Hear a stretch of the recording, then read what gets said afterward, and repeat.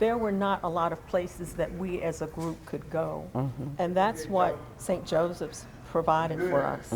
During segregation, Norfolk's only black Catholic church and school was a beacon of hope for many, including the families of longtime friends Angela Tolentino Christian and Melvina Herbert. Whoa. Photos of the parish that opened in 1889 and closed in 1961 are a reminder of how much it influenced their community. Was a heartache, was a major heartache for the black community, because St. Joseph's did not only educate the Catholic students, there were more non-Catholics. Herbert says the church was on Freemason in Cumberland, the school off Brambleton. Where Scope is now was where our school was. But I didn't see anything, and I didn't see any type of marker or anything to indicate that we had ever been there. That's why the two, now members of the Basilica of St. Mary's of the Immaculate Conception, where St. Joseph parishioners went after it closed, want to honor its legacy.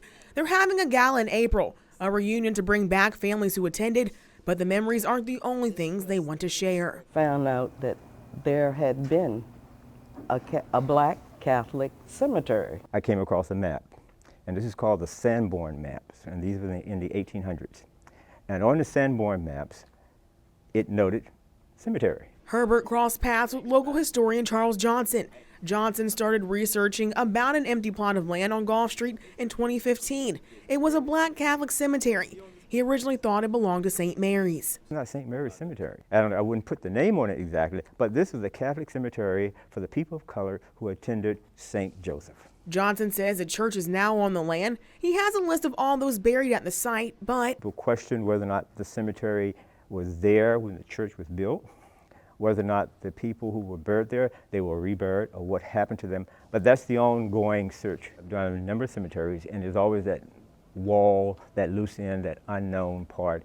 Who did this, who did that? And now I could identify it with a group, and a group who was concerned, a group who was organized, and who was focused on their history.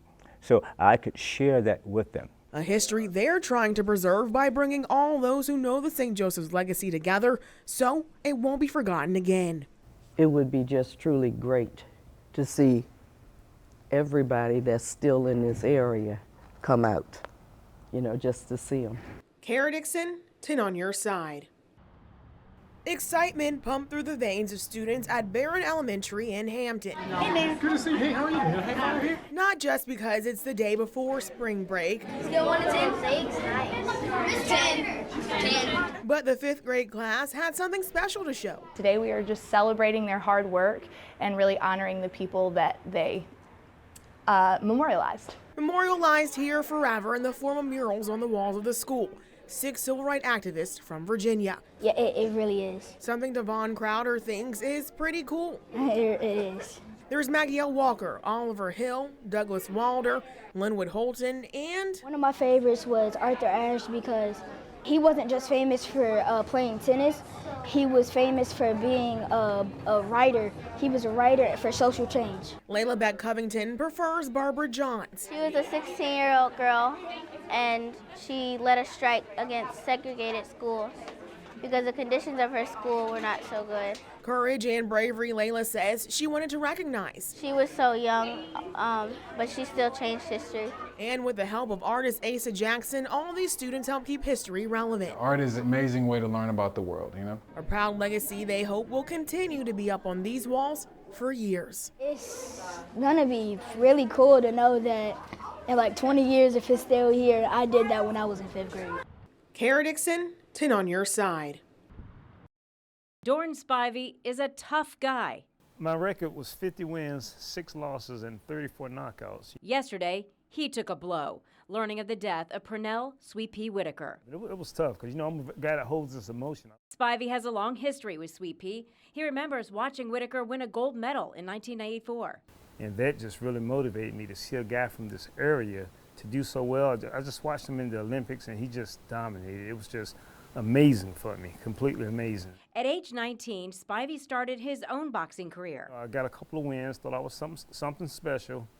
Then I go to Waring's gym to work with Sweet Pea Whitaker. He watched Whitaker in awe. He's the best defensive fighter in the history of the sport. He would learn a lot from Whitaker, but not for another decade. At age 32, Spivey sought out Whitaker to train him. He not only became a trainer, but he became a good friend with me. We became good friends. You know, I would go hang out with him. We'll go eat together, do things like that, go to his place and just hang out, laugh and joke, talk about different things. In their 2 years working in the ring, Spivey soaked in Sweet Pea's defensive style. Whitaker would stand right in front and make you miss. It was like he was the Matrix, just moving right in front.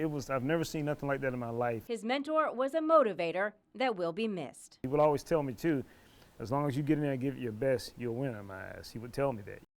Food, friends, and a lot of laughter. Roger was always a big smiler. He always loved food, loved drinks, loved people having a good time. As those closest to Roger Brown celebrated the NFL and Hampton Roads Legends Life Tuesday. He loved talking about his family. Born in Surrey County, Roger Brown was raised in Hampton Roads. He went on to attend Maryland State College, now known as Maryland Eastern Shore. Brown played for the Detroit Lions from 1960 to 1966 and ended his 10-year career with the Los Angeles Rams. Curtis Lyons, who owns and operates Roger Brown's restaurant and bar on High Street in Portsmouth, has known the Brown family for more than 20 years. As Lyons and Brown opened the space together in 2000. He wanted people always to get along in our community and at our restaurant, and he was just about smiling and being happy. A final goodbye to the man friends say overcame many obstacles during his lifetime and continuously gave back to the community. He worked with several of the senators to bring some housing here. He has been on, I think it's a dozen different organizations for the city. Miles away from the cities that make up Hampton Roads sits a lake that draws people away to escape the hustle and bustle of the 757. This is such a serene place, standing out here at Lake Drummond. You know, there's no sound, you get a few birds coming. It's a place where people can come and get away from the big city life. There's something comforting about this massive lake located in the middle of the Great Dismal Swamp.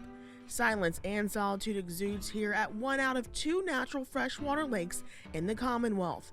That powerful effect brings people back again and again. It not only encapsulates the feeling here, but the history far beneath the surface. When I give presentations out, to public groups, people either know about the Dismal Swamp, they maybe even have some history here, or they say, yeah, I've heard of it, it's over there somewhere, and they've never been here. So they either have a great connection to it or they don't. But I would think the majority don't know particularly the people side, the history of the people here in the swamp. For 14 years, Chris Lowey has worked at the Great Dismal Swamp as a refuge manager. At one time, the swamp stretched over 1 million acres across Virginia and North Carolina. But today, it only claims over 112,000. For thousands of years, Native Americans called parts of the swamp home before North Carolina's first governor, William Drummond, saw the swamp and lake that's now named after him for the first time in 1655. As I understand it, from what we have from the records, George Washington showed up in 1763 and saw this dark soil that would be good for farming. So, drain the swamp a little bit, cut some trees down, tried the farming, it didn't work as well, but the timber industry did. And so the Dismal Swamp Land Company pretty much managed half of this refuge historically for the timber industry. That was up until about 1909, and then a private timber company acquired the land in 1909 up until it became a refuge. That happened in the early 1970s, but long before then, this place also held other secrets for hundreds of years, serving as not only a safe haven for wildlife, but up to 50,000 people. It happened in 2001, right down the street down there at a church, where they were holding a afternoon discussion about the insurrection in that turnout. And it just so happened Rick and I ended up sitting beside each other at the same table. And I think we just started shooting the breeze while the other participants were talking, and then followed up afterward. Right. and we've been keeping in contact with each other. That meeting could be considered fate once you know who these two are. I'm a descendant to Nat Turner, I'm actually third generation. He's my great-great-great-great-grandfather. And my great-great-grandfather was Nathaniel Francis, Nathaniel Lavinia, and they survived the insurrection. Otherwise, I wouldn't be here. Bruce and Rick grew up during the same time, just miles apart, but worlds away. Bruce says the insurrection wasn't really talked about among the community's black residents, but Rick... We had a page and a half at most in our 7th grade history book on Nat Turner. Even though we were right here in the midst of it, that was the only coverage we got of it. Unlike many enslaved, Nat could read and write. He was also deeply religious, becoming a preacher to those enslaved. Historians say Nat had visions, and many others in his community believed he was a prophet sent from God. Nat preached against slavery, and in 1831, after seeing an eclipse, he decided to plan his revolt for later that year. On August 21st, Nat and 40 others of those enslaved started their 2-day trek throughout the county, killing around 50 white people. Just feet away from where I sat down with Bruce and Rick was the Nottoway River, another tangible reminder of those days. That was the physical barrier that actually kept Nat from making it here initially to Southampton, into Cortland. He was originally intending to come here, but the old bridge was blocked. So he decided to try to go down and use the alternate bridge, which is the Cypress Bridge, which is about a mile further down, and come in from the south side. But both Bruce and Rick are also reminders of the lives that were saved that night. My family tree was trimmed during the insurrection. I watched a strong role model as I was growing up, and it was in my father. While the nation was at war in Vietnam, soldier George T. Hanks was in a battle of his own back home in Chicago. We had some unfortunate instances with our family where myself and my siblings became warrants in foster care for a very short time. Janet Days, the daughter Hanks adored, joined the Army and later joined the Navy. In 1999, she graduated from Old Dominion University and was commissioned as a U.S. Navy officer. Her Meewald tells the rest of the story. I was at Surface Warfare Schools Command in Newport, Rhode Island. As executive officer of the base, she lives in quarters that for decades have been maintained by black men and women. They're just proud, and they express that to you. They'll tell you, I've been working on this base for 30 years, and I've never seen anyone that looks like you, and we're just so proud of you, and I get that a lot. But she's also had those awkward, I'm in charge here moments. And he goes over to my XO and says, hey, Captain, are you ready to get underway this morning? And I kind of heard that, and I turned and I said, we're absolutely ready to get underway. Let's do it. On this first day of Black History Month, the incoming CEO has this message about how we frame the past. It's how we tell that history, how we understand that history, and how that history is not an outlier to American history. Inside the Norfolk Botanical Garden sits a special spot, not just because of its beauty, but because of its historical significance, commemorated in bronze. I look at the statue and I see my mom. Helen Ferguson's mom, Mary Elizabeth Ferguson, was one of the 200 African-American women, along with 20 African-American men, who quite literally cleared the way for the garden. When I come out here, everybody look at this part. I look over there. Because to me, that's what symbolized what my mother had to endure. Ferguson actually didn't know her mother worked there until she was an adult. It was back in the time that, no, they did not allow blacks here. It was hard work. And back then, the women did not like talking about it. But when the Norfolk Botanical Garden embarked on its mission to identify and honor the 220 African-American women and men who cleared this land, that changed.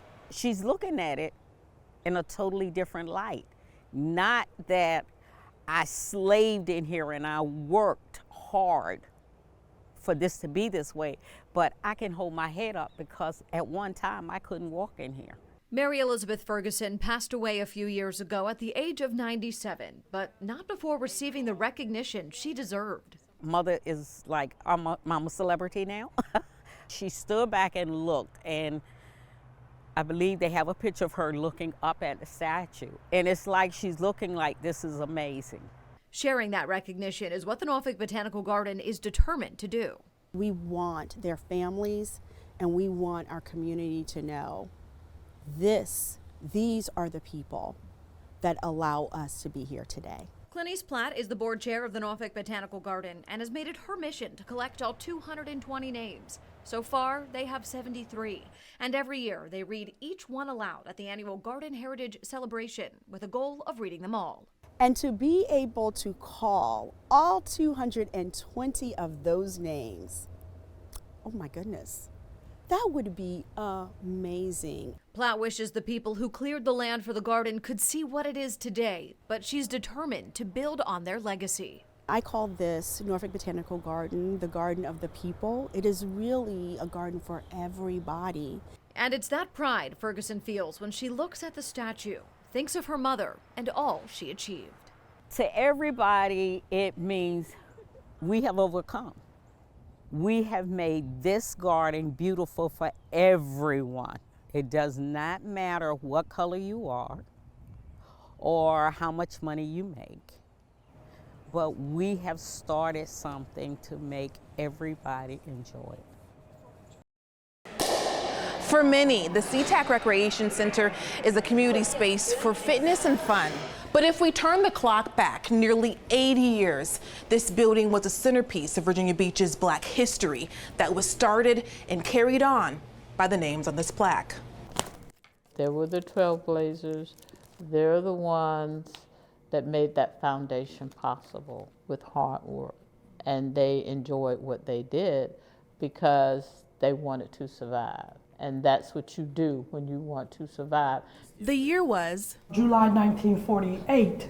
Historians Edna Hawkins Hendricks and Jacqueline Malbon flipped through pages of history. The Reverend David Wright and 19 other men formed the SeaTac Volunteer Fire Department. One of the nation's first Black-owned and operated fire stations, based in the SeaTac neighborhood of Virginia Beach. This was a volunteer fire department. These men were, even when they were at work, if they heard the alarm go off, they dropped what they were doing and they came running to go put out the fire, no matter where it was. And they did go into the white neighborhoods as well. The fire station was founded by Joseph Grimstead. Many of them worked in fields or at the Cavalier Hotel, underpaid compared to their white counterparts, but motivated to fight fires for free because of the expense the county charged to do it. They had to pay $50 to Virginia Beach, well, then Princess Anne County, to put out fires for them. Research shows $50 in the late 1940s is around $700 now. They decided, well, we can do our own because we've already had the training as civil defense.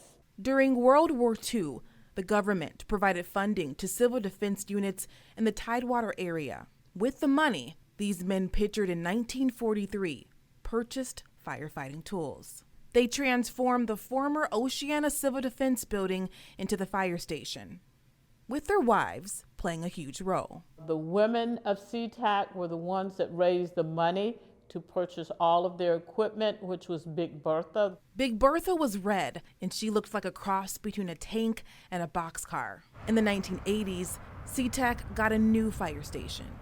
Grimstead signed over the deed to the historic one to the city for the purpose of it being a recreation center that's now named after him. They paved the way for the second generation to follow in their footsteps. In Virginia Beach, Maria Bray, 10 on your side.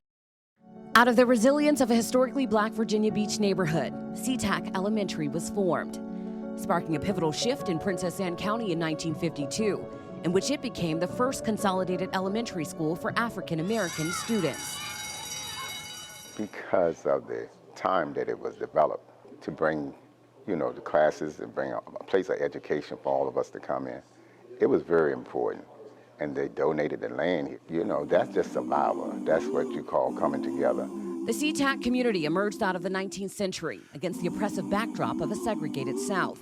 We walked there every morning and afternoon to go to school. We didn't have any transportation. black kids and what they walked to school, the white kids had buses. And we got the scraps that was left over. Undeterred by disparity, blacks raised funding and developed places to work, worship, and learn. But education and faith were the foundation to progress forward. SeaTech Elementary School actually was birthed in Mount Olive Baptist Church. Mount Olive Baptist Church was the first original church in this community. Member Sarah Parsons Daughtry was an instrumental fixture in launching the school, making the 130-year-old church a catalyst to its evolution. We were able to see that education and theological formation can go hand in hand. This was planted in us as children, and they always had fellowship. We came together. While in the past, these men and women endured difficult times, they're still able to reflect on the beautiful memories they remember as school children. We taught to treat people like you want to be treated. You never had a boring class. You know, it was always something exciting to do, and even up to our graduation time. And that was kind of sad because we didn't want to leave our friends. Those who attended the school during their adolescent years still live amongst each other today in the coastal area along the beachfront strip. My class of 69 that graduated out of 7th grade, we all still get together once a month. Although there have been many changes in the neighborhood over the years, some things remain the same. SeaTech Elementary is reimagined to a location nearby, now operating under the Achievable Dream Academy, carrying on its legacy. In a time where developers and people come in, they want to snatch things up and redevelop things, to see works that can stand the test of time, it really shows to me a people's ability to be resilient. They have resolve. They are able to be fortified in their faith to continue to go on from generation to generation.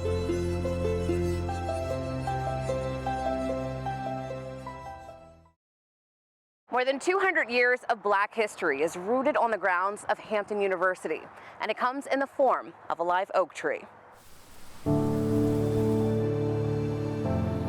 Just shy of 100 feet in diameter, with majestic branches, the Emancipation Oak encompasses the way forward to African American freedom. It is symbolic of a struggle, not just then, but now.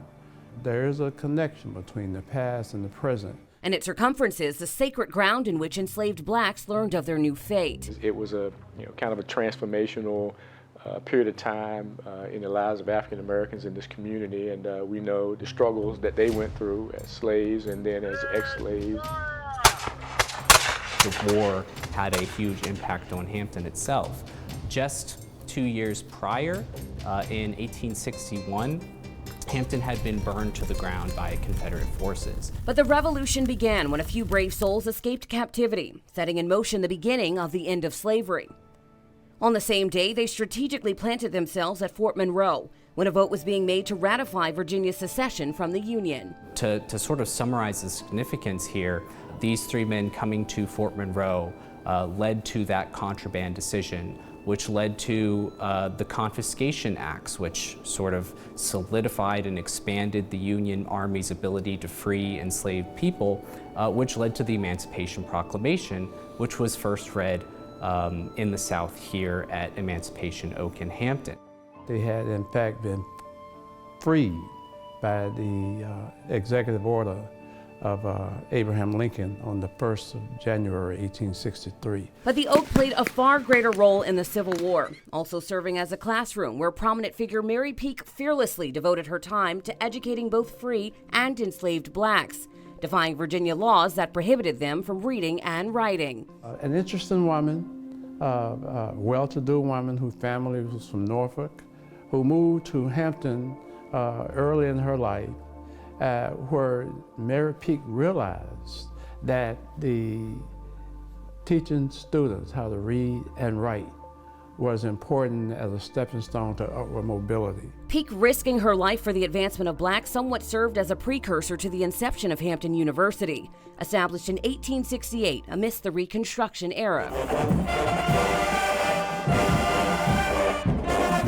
I think the fact that it's on our campus indicates the importance of it, not just to our students, but as I said previously, to people who come from all over the world to see this symbol. And so You know, we can look at it, we can observe it, we can experience it, and gives us time to reflect back on what it meant during that time. But the fact that it's still here today, you know, really ought to give us hope. This notable event to the Civil War shifted the landscape of Hampton through the contraband actions in seeking freedom, eventually leading to massive changes in how the Union conducted the war, bringing emancipation and then leading to the end of slavery. And while it was a small piece of history, it was a major piece of history, not only for Hampton, but really for our nation.